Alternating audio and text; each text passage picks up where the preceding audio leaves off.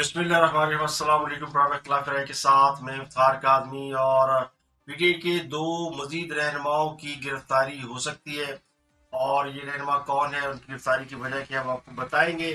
اس کے علاوہ پنجاب میں حکومت کی تبدیلی کے لیے بہت تیزی سے ایکٹیویٹی چل رہی ہے، اور بڑا اہم سوال یہ ہے کہ کیا عمران خان صاحب نے جو اعلان کیا تھا کہ وہ اسمبلیوں سے استعفے دے کر نکل رہے ہیں، وہ اسمبلیوں سے استعفے دیں گے یا اسمبلیاں توڑیں گے یا اپنے بیان سے یو ٹرن لیں گے۔ اس کا فیصلہ اس ہفتے ہونا ہے، اور اسی لیے پنجاب اور خیبر پختونخوا میں جو سیاسی سرگرمیاں وہ اچانک تیز ہو گئی ہیں، اس پر بات کریں گے۔ اس کے علاوہ ایک اور بڑی اہم خبر ہے آدم سواتی کے حوالے سے۔ آدم سواتی جو کل گرفتار کیا گیا تھا، ان کو پھر 2 روزہ ریمانڈ پر بھیج دیا گیا، اور ان کے خلاف پاکستان کے مختلف شہروں میں مقدمات درج کیے جا رہے ہیں۔ ان کے خلاف تقریباً 2 درجن کے قریب مقدمات درج کیے گئے پاکستان کے مختلف شہروں میں، جن میں کراچی، لاڑکانہ، کمبر، ایون کوئٹہ میں بھی ان کے خلاف مقدمہ درج ہوا ہے۔ تو صرف کراچی کے 6 تھانوں میں ان کے خلاف مقدمہ درج کیے گئے ہیں، جن میں بن قاسم، شاہ لطیف ٹاؤن، درخت شاہ، کلفٹن اور اورنگی ٹاؤن شامل ہے۔ تو تقریباً 2 درجن کے قریب مقدمات درج کیے گئے ہیں۔ جیکب آباد کے صدر تھانے میں ان کے خلاف مقدمہ ہے، کوئٹہ کے کچلاک پولیس اسٹیشن میں مقدمہ ہے۔ تو ان کے خلاف مقدمات جو ہیں وہ درج کیے جا رہے ہیں، اور اس کی وجہ وہی ہے کہ انہوں نے نہ صرف پاک فوج کے خلاف، افسران کے خلاف ٹویٹس کیے، بلکہ انہیں برا بھلا بھی کہا، ان کو گالیاں دی۔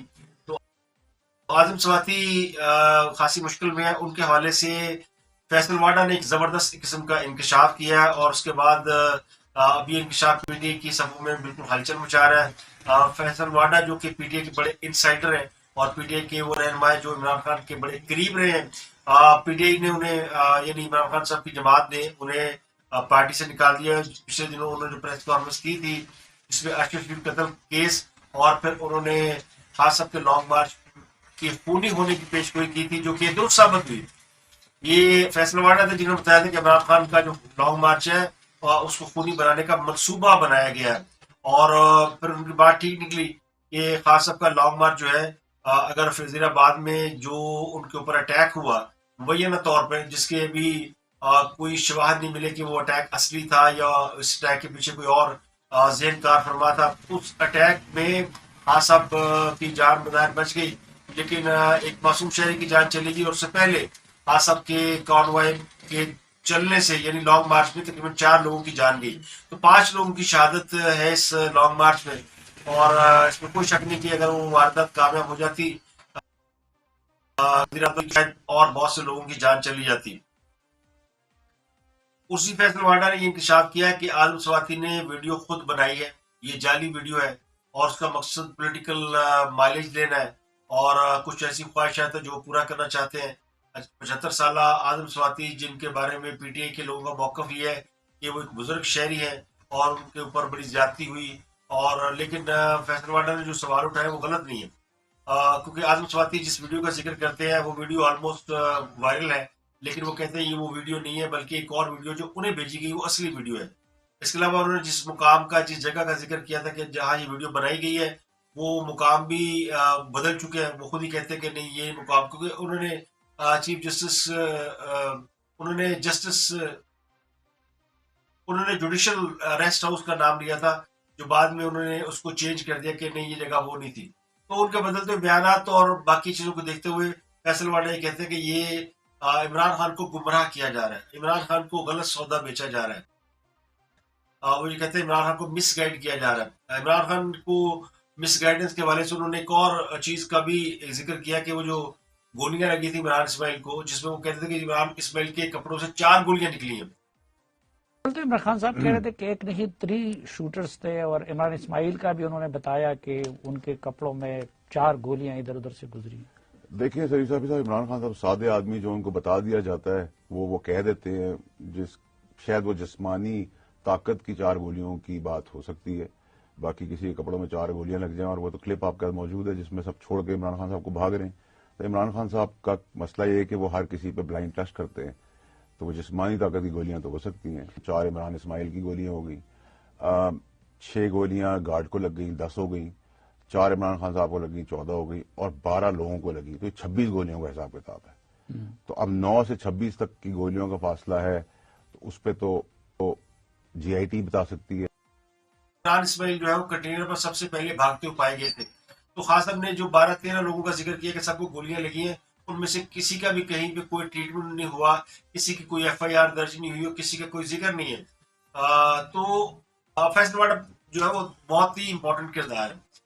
انہیں بہت سی چیزوں کا علم ہے لیکن وہ باوجود ان چیزوں کو کھل کر نہیں بتا رہے. اس کے علاوہ آزاد کشمیر الیکشن میں بڑی دلچسپ صورتحال ہے اور PTI جو ہے اپنے ہوم ٹاؤن مظفر آباد سے ہار گئی ہے. وہاں پہ PMLN کامیاب ہوئی ہے اور میئر بنانے میں PMLN کامیاب ہو سکتی ہے کیونکہ PMLN اور پیپلز پارٹی دونوں کی جو مشترکہ سیٹیں ہیں وہ PTI سے کہیں زیادہ ہے. PTI کو 8 نشستیں ملی ہے، PMLN کو 12 ملی ہے اور پیپلز پارٹی کو 7 نشستیں ملی ہیں اور آزاد امیدوار بھی 7 ہے. تو مظفر آباد میں آلموسٹ PTI کو بری طرح شکست ہوئی ہے. PTI کی حکومت ہے آزاد کشمیر میں اور کسی بھی پارٹی کا حکومت میں ہونے کے باوجود ہار جانا یہ اپنی جگہ بہت بڑا سوالیہ نشان ہوتا ہے کہ ان کا کس طرح کا کنٹرول ہے یا ان کی پاپولرٹی کا گراف کیا ہے. تو لگتا یہ ہے کہ چونکہ 30-31 سال بعد الیکشن ہو رہے ہیں اور اس الیکشن میں مسلم لیگ نون نے کچھ زیادہ زور نہیں لگایا اور پیپل پارٹی نے بھی کچھ زیادہ زور نہیں لگایا. ہم نے نہیں دیکھا کہ بڑے بڑے رہنما ان بلدیاتی الیکشن کے اندر ان ہوئے ہو. تو مقامی طور پہ لوگ الیکشن لڑ رہے ہیں، اپنی ہی زور بازو پہ لڑ رہے ہیں. تو یہ ایک اس کو اگر دیکھا جائے غیر جانبدار طریقے سے تو اس میں لگتا ہی ہے کہ اس میں جو ہے وہ مسلم لیگ نون کا جو وہ یعنی کم بیک ہوا ہے اور لوگوں نے نواز شریف اور کی جماعت پر اعتماد کا اظہار کیا ہے. تو مظفر آباد کی جو 36 نشستیں تھیں ان میں سے PTI کو 8 نشستیں ملی ہیں ہوم ٹاؤن میں سے.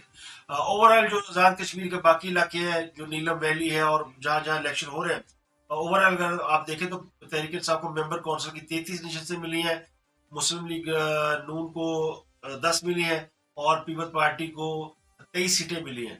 تو یہاں بھی جو ہے وہ جو پیپل پارٹی کے مد مقابل جماعتیں ہیں اگر وہ جن کا لائنز ہے PDM کا پیپل پارٹی اور مسلم لیگ نون کا آزاد کشمیر میں انہوں نے انڈیپینڈنٹ الیکشن لڑا تو وہاں بھی یعنی PTI کو یعنی برتری نہیں حاصل ہوئی. تو یہ آزاد کشمیر کا الیکشن دیکھیں اور پھر خاص طور کا وہ دعویٰ دیکھیں کہ ان کو اگلے الیکشن میں 2/3 اکثریت مل جائے گی اور وہ اگلا الیکشن خود اس الیکشن کو دیکھ کر تو نہیں کہا جا سکتا کہ عمران خان صاحب کا دعویٰ درست ہے. اور ایک اور اہم خبر یہ کہ اسٹیبلشمنٹ کو نیوٹرل کرنے میں جن جرنیل کا ہاتھ تھا اور جنہوں نے جنرل باجوہ کو مجبور کیا کہ اسٹیبلشمنٹ کو سیاست میں حصہ نہیں لینا چاہیے، فوج کو سیاست سے الگ کر لینا چاہیے. اور جنرل باجوہ صاحب نے بھی یہ کلیم کیا تھا کہ 21 فروری 2021 میں فوج نے خود کو سیاست سے علیحدہ کر لیا تھا اور یہ فیصلہ جس کور کمانڈر میٹنگ میں ہوا تھا اس کے بعد اس کے اوپر امپلیمنٹیشن ہوا یا نہیں ہوا اس کی جو نگرانی کر رہے تھے وہ چیف آف جنرل سٹاف کر رہے تھے جن کا نام جنرل اصغر عباس ہے. انہوں نے آبزرو کیا تھا کہ کور کمانڈر کو تو اس فیصلے کا علم ہے لیکن باقی فوج کے جو لوگ ہیں ان کو اس کا علم نہیں ہے اور اس کے اوپر کوئی ایکشن نہیں ہو رہا، نہ کوئی اقدامات ہو رہے ہیں اور فوج کوئی ایسا ایکشن نہیں کرے جس سے لگے کہ ہم سیاست سے دور ہو رہے ہیں. جنرل اصغر عباس نے جنرل باجوہ کو انسسٹ کیا کہ وہ اس کے اوپر سختی سے امپلیمنٹ کریں اور پھر انہوں نے ISI آفس کے مسلسل دورے کیے اور یہ ذرائع کے حوالے سے خبر ہے. ذرائع کہتے ہیں کہ وہ ISI آفس کے دورے کر رہے تھے جنرل باجوہ کے ساتھ اور جہاں سے پھر ISI کو فوج سے نیوٹرلائز کرنے میں جو ہے وہ آسانی ہوئی اور بعد میں جنرل فیض حمید کو ISI کے چیف کے عہدے سے تبدیل کر کے کور کمانڈر بنا کر پشاور بھیج دیا گیا.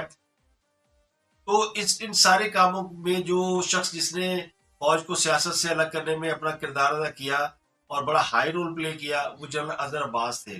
اب جنرل اصغر عباس صاحب کے بارے میں چونکہ انہیں یہ بتایا گیا تھا کہ وہ شاید CJ بنیں گے اور ایک اور اطلاع ان کے بارے میں یہ کہ انہوں نے یہ عہدہ اس لیے نہیں چھوڑا کہ وہ جوائنٹ چیف آف اسٹاف بننا چاہتے تھے بلکہ وہ نئے آرمی چیف کے لیے وہ سیٹ خالی کرے جو کہ چیف آف جنرل اسٹاف کی ہوتی ہے.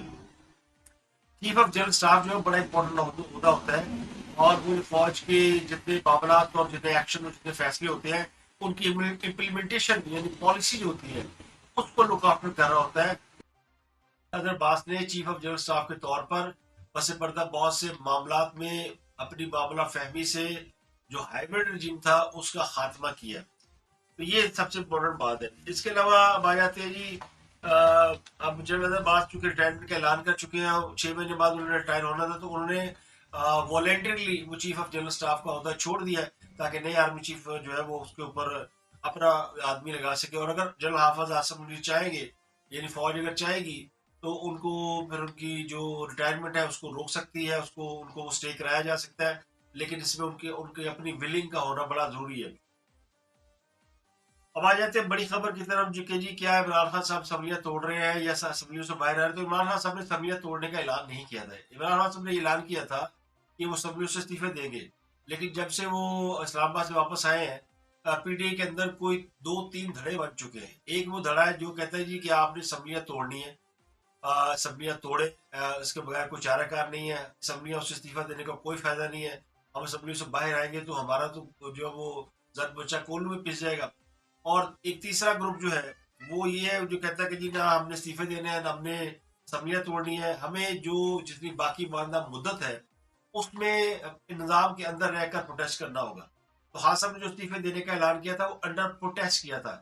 انڈر پروٹیسٹ انہوں نے اسمبلیاں توڑنے کا اعلان نہیں کیا تھا. لیکن پنجاب کے وزیر اعلیٰ کو پتہ نہیں کیا سمجھ میں آئی ہے. اب وہ کل ان کا ایک ویڈیو بیان آیا جس میں انہوں نے کہا کہ جب عمران خان صاحب حکم دیں گے ہم اسمبلیاں توڑ دیں گے. تو یعنی وہ کہتے ہیں نا چور اور پڑھنے کا لی، اسمبلیاں توڑنے کا تو کہا ہی نہیں عمران خان نے. اور پرویز الہی صاحب کہہ رہے ہیں میں اسمبلی توڑ دوں گا. تو وہ اس لیے کہہ رہے ہیں کہ نہ میں کھیڑا گا نہ میں کھیڑا جائے گا. انہیں یہ پتا ہے کہ پنجاب کے اندر اگر وہ اسمبلیوں سے استعفے دیں گے پی ٹی آئی کے لوگ، تو پھر مسلم لیگ نون جو ہے وہ حکومت بنانے کی پوزیشن میں آ سکتی ہے. ان کے پاس نمبر گیم پورے ہیں، کوئی 2-4 ووٹوں کا فرق ہے جو کہ وہ میک اپ کیا جا سکتا ہے، یعنی پورا کیا جا سکتا ہے. تو پرویز الہی صاحب یہ نہیں چاہتے. اب پرویز الہی صاحب کی جو باقاعدہ وہ کہتے ہیں نا وہ ہانپ رہے ہیں، کانپ رہے ہیں اور کانپے ٹانگ رہی ہے ان کی. ان کو پتا ہے کہ وہ ان کے پاس یہ آخری موقع ہے وزیر اعلیٰ پنجاب رہنے کا. اور فواز چودھری صاحب انہیں تسلیاں دے رہے ہیں کہ نہیں پرویز الہی صاحب نے ہمارا بڑا ساتھ دیا اور آئندہ بھی وہ ہمارے ساتھ رہیں گے.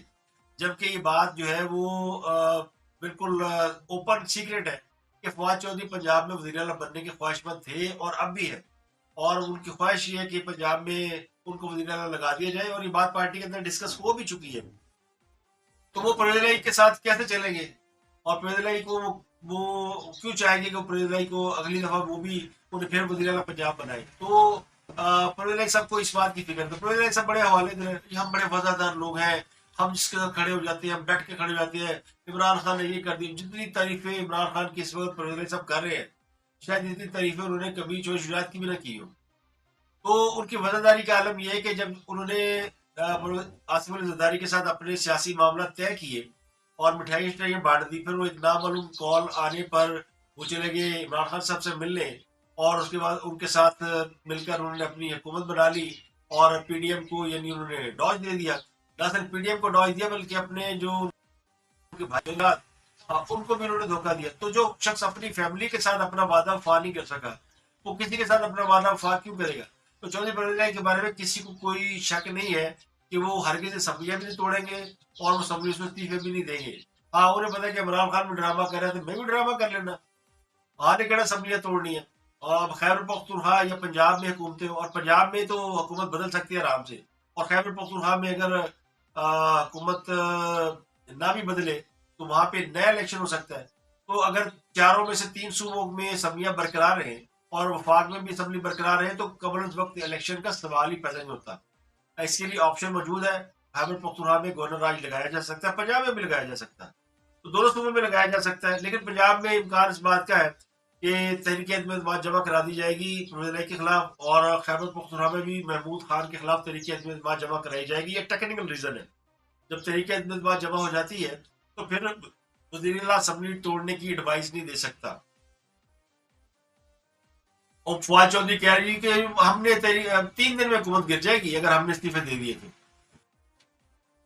اب سوال یہ کہ اسمبلیاں توڑنے کا کام عمران خان صاحب 7-8 مہینے پہلے کر سکتے تھے، تو اس وقت انہوں نے کیوں نہیں کیا؟ اتنا انتظار کس بات کا؟ انہوں نے 50-60 جلسے کیے، لوگوں کو خوار کیا، سڑکوں پہ لے کے نکلے، 25 مئی کا لانگ مارچ کیا، اس وقت اسمبلیاں نہیں توڑی. جب لوگوں پہ تشدد ہوا اس وقت اسمبلیاں نہیں توڑی. جب ان کی وہ کہتے تھے کہ وہ ہمارے لوگوں کے خلاف بہت سخت اقدامات کیے جا رہے ہیں، انہیں اٹھایا جا رہا ہے، ننگا کر کے مارا جا رہا ہے، اس وقت انہوں نے اسمبلیاں نہیں توڑی. تو اب انہیں اسمبلیاں توڑنے کی کیا ضرورت ہے جبکہ الیکشن میں چند ماہ رہ گئے؟ تو عمران خان صاحب جو ہے وہ اپنی اننگس کو آگے بڑھا رہے ہیں. وہ آہستہ آہستہ جانا انہوں نے الیکشن کی طرف ہی ہے. اگست میں الیکشن ہو, اگست سے پہلے ہو جائے, اگست کے بعد میں ہو, اصل فوکس ان کا الیکشن ہے. تو ابھی چونکہ سردیاں ہیں اور پولیٹیکل ایکٹیویٹی اگلے 2-3 مہینے تک ویسے بھی چل رہنی ہے, بات بیان بازی کی حد تک محدود رہے گی. تو ان کا ارادہ یہ ہے کہ وہ اس معاملے کو لنگر آن کریں. اب پارٹی کے اندر سپرٹ جی, کچھ لوگ کہہ رہے ہیں جی توڑ دیں, کچھ لوگ کہہ رہے ہیں نہیں توڑے. تو اسی سے اندازہ ہو سکتا ہے کہ وہ کیا فیصلہ کریں گے. تو بظاہر لگتا ہے کہ عمران خان صاحب استعفیٰ نہیں دیں گے, اسمبلی سے باہر نکلیں گے. لیکن ان کیس اگر کوئی ایسا وہ فیصلہ کر لیتے ہیں, کوئی ایسی حماقت ان سے ہو ہی جاتی ہے, تو پھر اس کے برعکس اس لیے جو باقی کی جماعتیں پی ڈی ایم کی وہ تیاری کر رہی ہے, وہ حفظ مات قدم کے طور پر اپنا ایکشن جو ہے وہ کمپلیٹ کر کے رکھیں گے. اس لیے پھر ان کے خلاف تحریک عدم اعتماد پیش ہونے جا رہی ہے. تو یہ بڑا امپورٹنٹ معاملہ ہے. اب وہ جو 2 رہنما جو میں نے آپ کو بتایا کہ گرفتار ہو سکتے ہیں, ان میں ایک مراد سعید ہے اور دوسرے شہباز گل ہے. مراد سعید صاحب کو فیکٹ فائنڈنگ کمیٹی نے طلب کر رکھا ہے کہ وہ پیش ہو. ان کے پاس ارشد شریف کا لیپ ٹاپ ہے, وہ لیپ ٹاپ لے کر آئے. ہم اس لیپ ٹاپ کو اس کو فرانزک کریں گے اور ان معلومات کو انرتھ کریں گے جو کہ ارشد شریف سے ریلیٹڈ ہے. لیکن مراد سعید اب اس بات سے نہ انکاری ہے نہ اقراری ہے کہ ان کے پاس لیپ ٹاپ ہے. لیکن جو ذرائع ہے ایجنسیوں کے یا فیکٹ فائنڈنگ کمیٹی کے, وہ یہ کہتے ہیں کہ جی یہ لیپ ٹاپ یقینی طور پر ان کے پاس ہے.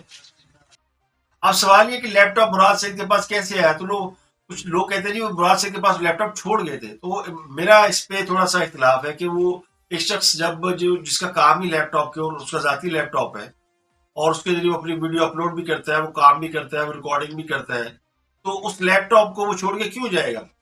ہم بھی کام کرتے ہیں تو لیپ ٹاپ کے ذریعے بہت ساری چیزیں لیپ ٹاپ میں ہوتی ہے ہماری ریلیٹڈ جو چیزیں ہیں, اور یہ ایک پروسیس کا حصہ ہے.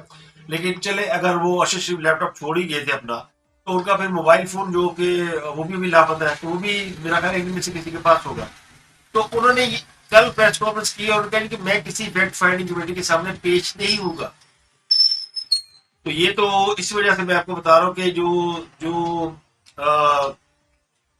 نکاتی ادارے ہیں وہ اس بات پہ غور کر رہے ہیں کہ اگر مراد سے سب پیش نہیں ہوتے تو پھر ہمیں ناچار انہیں جو ہے وہ گرفتار کرنا پڑے گا, انہیں تحویل میں لینا پڑے گا, انہیں اٹھانا پڑے گا اور اسے اٹھا کر پوچھا جائے گا, کیونکہ یہ معاملہ ہائی پروفائل کیس ہے اور اس میں سپریم کورٹ میں بہت سارے ادارے انوالو ہیں اور جو اس کی انویسٹیگیشن کر رہے ہیں.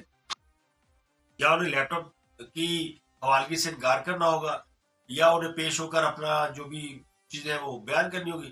الٹا وہ سوال بھیج رہے ہیں, میں سوال پوچھ رہا ہوں. تو انہوں نے وہی جو خاصم کا ایک جو ہے نا کہ خاصم کے گرد ایک نا حلقہ ہے ان لوگوں کا جن لوگوں کو شاید یہ غلط فہمی ہے کہ وہ سوال پوچھ سکتے ہیں, اور وہ سوال بھی ان کے سوال بھی غیر متعلقہ ہوتے ہیں. یعنی یہ وہ لوگ ہیں جنہوں نے یہ سمجھ لیا ہوا, جن کا برین واش کر دیا گیا ہے, جو اداروں سے سوال کر رہے ہیں. وہ سمجھتے ہیں کہ ادارے ان سے سوال نہیں کر سکتے, وہ اداروں سے سوال کر سکتے ہیں. ان میں میڈیا کے لوگ بھی ہیں اور ان میں کچھ سیاسی لوگ بھی شامل ہیں, آدم سواتی, مراد سعید, شہباز, یہ سارے لوگ شامل ہیں.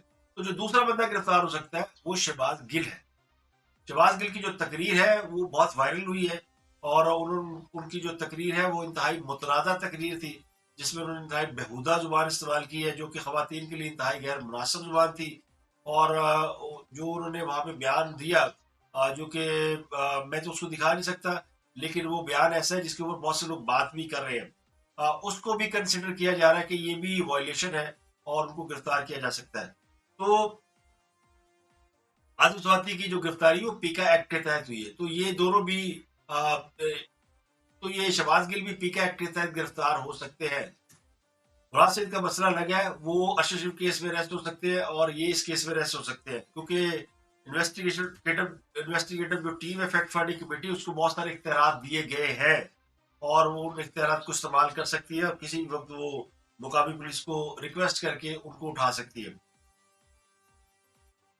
یہ پیکا ایکٹ وہی ہے عمران خان صاحب نے جو بنایا تھا. بڑا چور جاتے نا آدم سواتی صاحب اور وہ لوگ, جی ہم نے فوج کے اوپر پہلے کہتے تھے فوج پہ بات کرے گا, ہم اس کو اٹھا کے اندر کر دیں گے. ایک پیڈا ایکٹ بنا لیا تھا انہوں نے, ایف آئی اے کو اختیارات دے رہے تھے کہ ایف آئی اے جسے چاہے جب چاہے اٹھا سکتی ہے. وہ تو اطہر اللہ صاحب آڑے آ گئے, اور حالانکہ وہ مکمل یوتھی ہے, لیکن انہوں نے یہ قانون پاس نہیں ہونے دیا اور وہ پیکا ایکٹ جو کہ اس سے پہلے کا پرانا قانون ہے اس ایکٹ کے تحت اب گرفتاریاں جو ہے یعنی گرفتاری ہوئی عالم سواتی کی. تو عالم سواتی سے تو کچھ نہیں مل رہا. عالم سواتی کی گرفتاری سوائے جو ہے نا ماحول کے اندر ایک نیو سینس ویلیو پیدا کرنے کا اور کچھ نہیں کر سکتی. جو مراد سعید کا کیس ہے وہ ظاہر ہے اس کے تانے بانے اگر ملتے ہیں تو پھر وہ ملیں گے پی ٹی اے کی اعلیٰ قیادت کے ساتھ, تو وہ موسٹ امپورٹنٹ کیس ہے. شہباز گل کا بھی جو بیانات ہے وہ بیان ہے وہ ان کے وہ کہتے ہیں نا بواسیر ہوتی ہے کسی شخص کو, کسی کو منہ کی ہوتی ہے, کسی کو کسی اور جگہ کی ہوتی ہے, تو کچھ لوگوں کو منہ کی بواسیر ہے. تو جن لوگوں کو منہ کی بواسیر ہے ان کو اس کے مطابق ٹریٹ کیا جائے گا, اور جو لوگ قانون اور آئین کے حوالے سے جن کی ریکوائرمنٹ ہے ان کو اس طریقے سے ڈیل کیا جائے گا. تو لبے لباب یہ ہے کہ جناب عمران خان صاحب کی جو کشتی ہے جو ان کا جہاز ہے وہ آہستہ آہستہ ڈوب رہا ہے. پاپولرٹی کا جو ان کا سورج تھا وہ غروب ہوتا جا رہا ہے, اور جب سے یہ طے ہو گیا کہ اسٹیبلشمنٹ ان کے ساتھ نہیں ہے اور ہوا ان کے حق میں نہیں ہے, تو آپ آزاد کشمیر کے الیکشن میں دیکھیں ان کی کیا حالت ہو رہی ہے. اور اگر جو مرکزی الیکشن ہوگا جہاں ان کو دعویٰ کہ وہ 2/3 ایک سے لیں گے, اس وقت کیا حال ہوگا. لیکن اس کے لیے ضروری ہے کہ جو پی ڈی ایم کی حکومت ہے وہ اگلے 2-4-6 مہینے میں ڈلیور کرے. تو میں نے آپ کو یہ خبر دی تھی کہ عمران خان صاحب نے اپنے لیے تو این آر او لے لیا ہوا ہے, انہیں ان کی ڈیل ہو چکی ہے, اور ان کی ڈیل یہی تھی کہ وہ لانگ مارچ نہیں کریں گے, وہ جلسہ کریں گے, وہ دھرنا نہیں دیں گے. دھرنا انہوں نے نہیں کیا, اور یہ تھا کہ وہ آرمی چیف کی تقرری کے حوالے سے کوئی پنگا نہیں لیں گے. عمران خان صاحب جو ہے وہ اگلے الیکشن تک اپنے آپ کو سیو کر چکے ہیں, جو میری اطلاعات ہے. اگر انہوں نے کوئی اس معاہدے کی خلاف ورزی نہ کی تو وہ سیف اینڈ ساؤنڈ رہیں گے. اگر انہوں نے اس کے برعکس کچھ حرکت کرنے کی کوشش کی, یعنی اچانک انہوں نے اس کی وائلیشن کر دی, تو پھر ان کو اس کی بھاری قیمت ادا کرنا پڑے گی. تب تک کے لیے آپ سے ملاقات ہوتی ہے اگلے ولاگ میں. اپنا گرد کے لوگوں کو بہت خیال رکھیے.